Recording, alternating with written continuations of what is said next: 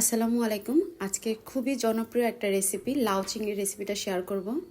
আর এটা আমাদের বরিশালে যেভাবে রান্না করে ঠিক সেভাবে আমি আপনাদের সাথে শেয়ার করব। চিংড়ি মাছের যে পাটা থাকে, তারপর মাথার অংশটা থাকে, সেটা দিয়ে জুস বানিয়ে তারপরে লাউ চিংড়িটাকে রান্না করা হয়।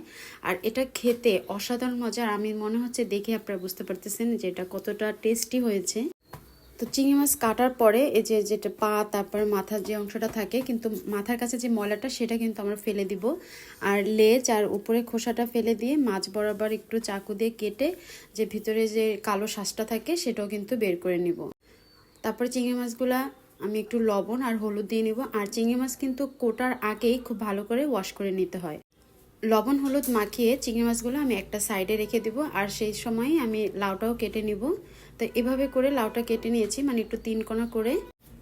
এখন যে চিংড়ি মাছের পাগুলো আমি দেখেছি সেটা আমি ব্লেন্ডারে একটু পানি দিয়ে ব্লেন্ড করে নিয়েছি। এখন এটা আমি ছেঁকে নিব, ছেঁকে আপনাদের সাথে শেয়ার করছি এটা কেমন হয়। অনেকে কিন্তু এটা ফেলে দেয়, তবে এটা ফেলে না দিয়ে এভাবে জুস করেও কিন্তু তরকারির ভিতরে দিলে আরও বেশি ভালো হয়। তো এই ছাবাগুলো আমি ফেলে দিব। এখন একটা প্যানের ভিতরে তেল দিয়ে আমি চিংড়ি মাছগুলো একটু ভেজে নিব। আর চিংড়ি মাছের যে পাটা ছিল ওটাও কিন্তু চুলার উপরে জাল করে একদম দানা দানা হবে, ওইভাবেও করা যায়, আবার এমনিও তরকারিতে দেওয়া যায়। তো আমার মাছগুলা ভাজা হয়ে গেছে, এটা আমি তুলে নিচ্ছি। এখন একটা কড়ার ভিতরে তেল দিয়ে পেঁয়াজ কুচি দিয়েছি। আর যে চিংড়ি মাছটা ভেজে রেখেছিলাম সেটা যে তেলটা ছিল বাকি, সেই তেলটাও আমি এখানে দিয়ে দিলাম। তারপর একটু ভালো করে ভেজে নেব পেঁয়াজগুলো তেলের ভিতরে। এখন দিয়ে দিচ্ছি পেঁয়াজ, এটা আমি ব্লেন্ডার করে নিয়েছি। এখানে 4-5টার মতো আর কি পেঁয়াজ আছে। তো দিয়ে দিচ্ছি 1 চামচ রসুন বাটা আর 1 চামচ আদা বাটা। দিয়ে দিচ্ছি 2 টেবিল চামচের মতো লবণ।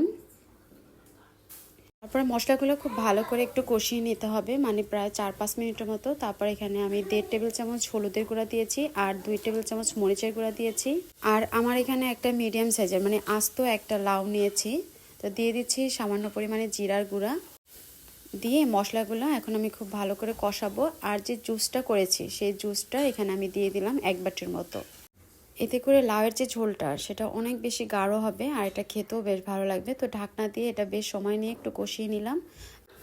তবে আমি ঢাকনা তুলে কিন্তু কয়েকবার নেড়ে চেড়ে দিয়েছি। আর এটা দেখতে পাচ্ছেন কতটা ঠিক হয়েছে। এখন আমি দিয়ে দিচ্ছি গোটা একটা লাউ। মশলার সাথে খুব ভালো করে লাউটা এখন আমি কষিয়ে নেব।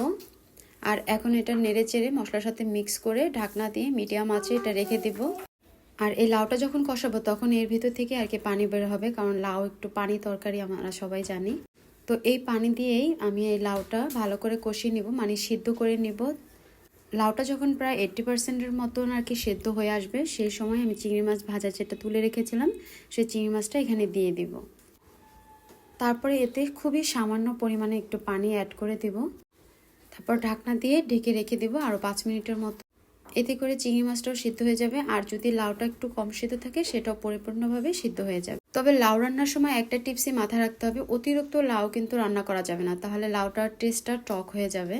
তো আমার এটা কিন্তু রান্না হয়ে গেছে। এখন আমি কিছু ধনিয়া পাতা আর 2-1টা কাঁচামরিচ ছড়িয়ে দিলাম। তারপর ঢাকনা দিয়ে আরও 2 মিনিটের মতো ঢেকে রেখে দিলাম। রেসিপি ভালো লাগলে রিকোয়েস্ট থাকলো আমার চ্যানেলটি সাবস্ক্রাইব করার।